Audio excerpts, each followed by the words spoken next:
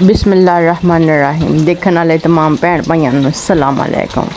अच्छा जी, अज की वीडियो मैं नाश्ता तो हजे नहीं किया। मौसम बड़ा साफ सुथरा वा, यानी कि ठंडा मिठा ही आ।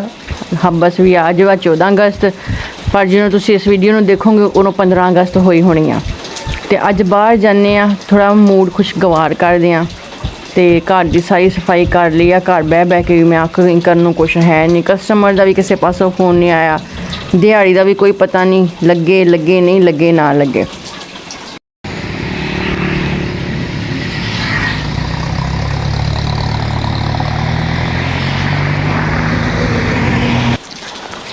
घर आई तो अल्लाह का शुक्र आ, बाजी आए कस्टमर। इन्हों का यह सूट पहले मैं तैयार किया सीगा। हुण इन्होंने छोटा करा के अपनी बच्ची का कराउणा। मैं इन्हों को पूछा बाजी थोड़ी वीडियो बना ला। उन्होंने कहा बना लो बाजी। तो आ पहले इन्हों का सूट तैयार किया सीगा। फिर इन्होंने कहा हुण इन्हूं आल्ट्रेशन करके ना मेरी बच्ची का कर दो, उहदे पाउण वास्ते ना कपड़े नहीं हैगे। तो मैं कहा चलो ठीक है बाजी, मैं कर दिन्नी आ। तो ये सारे मैं 30 या 40 रुपये लेने आ। सूट में पहले देड़िया वा, तो यदी हुण आल्ट्रेशन करके उस बच्चे के नाप का करना।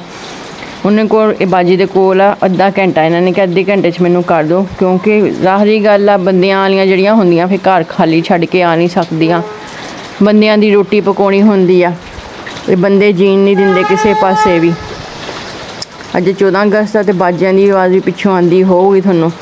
तो ये मैं सूट उन्होंने हुण करके दूँगी उन्होंने मर्जी के मुताबिक। बेचारी इंज ही घरों घरी इंसान किहड़े किहड़े पासे जावे। तो जिंदगी का इंज ही एक दूसरे का नाल मिल के ही आ। तो कल्लियां तो किसी ने भी नहीं ना जिंदगी जित्ती। तू बजा ला बाजा भाई, मैं रहन देनी है। बहरहाल इत्थे शलवार देखो, ट्राउज़र इनू तैयार करूँगी, फिर बाद च इस्त्री मारूँगी। तो 40 रुपये मैं उन्होंने कहा सी, 30 देड़े हुए। मैं कहनी बाजी 40, क्योंकि मैं देड़िया भी आ तो फिर दोबारा तो उन्होंने सीना भी आ।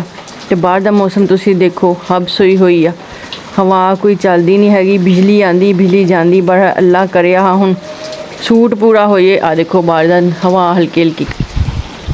तो कपड़े धो के पाते सी सुबह ही। सारी सफाई मैं सारे घर की कर गई सी। हजे तक सफाई है, न्याणे तो कोई है नहीं, कल्ली मैं कल्ली हैगी हाँ। तो जो कोई भैन भाई आ जाए तो ठीक, नहीं तो ना सही। बड़ा इत्थे सूट फटाफट तैयार करना। छोट छोट थोनों क्लिप सेंड करी जानी है, दिखाई जानी है, सेंड करी जानी। मुँह चो निकल गया, पूरे लिए माजरत। तो ये फटाफट अद्धे घंटे तैयार करके देना। बाजी मेरे सिर ते ही बैठी हुए आ, उन्होंने लैके जाना है। तो मेरी कोशिश अद्धे घंटे तो भी पहले पहले उन्होंने तैयार कर देना, क्योंकि बंदे घर आते ना जड़े वो बोलते बहुत आ। जो बुढ़ियाँ कोई कम बाजारां नूं निकलन तो मैनू तो एहसास हैगा भाई।